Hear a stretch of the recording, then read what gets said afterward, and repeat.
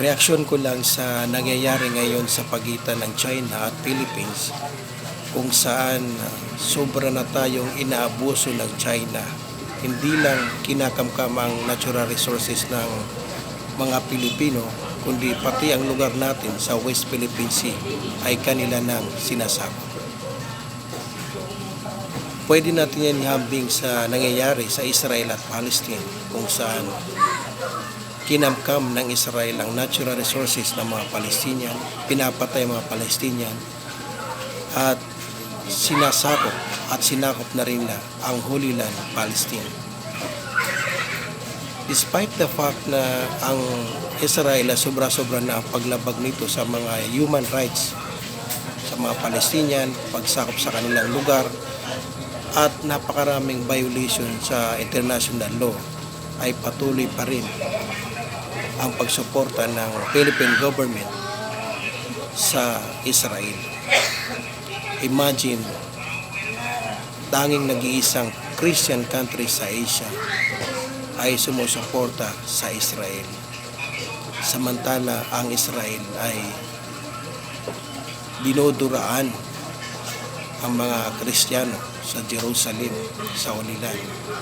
Binabandal kung ano-ano ang mga sinusulat sa mga simbahan sa Jerusalem. At pinagbabawalan pa ipangaral si Jesus sa Jerusalem. Ay marami pa rin Pilipino ang nagtatanga-tanga na sumusuporta sa Israel hanggang ngayon.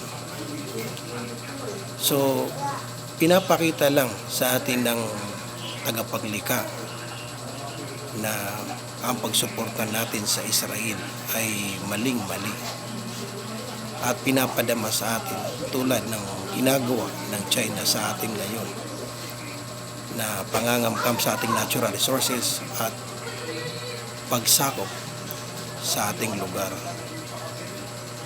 At hanggang ngayon ay hindi pa rin magising-gising ang mga Pilipino na sumusuporta sa Israel.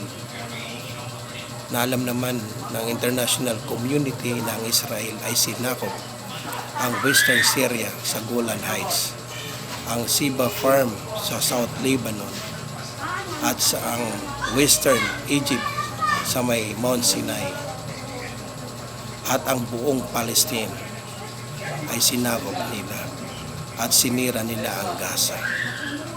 Recently, 37,500 ang pinatay, minorder, pinasakir, pinomba ng Israel sa Palestine, lalo na sa Gaza. Pero sumusuporta pa rin ang gobyerno natin sa Israel, samantala tayo rin ay nakaranas sa pananakop ng mga dayuhan kagaya ng Spain, Amerika at Japan.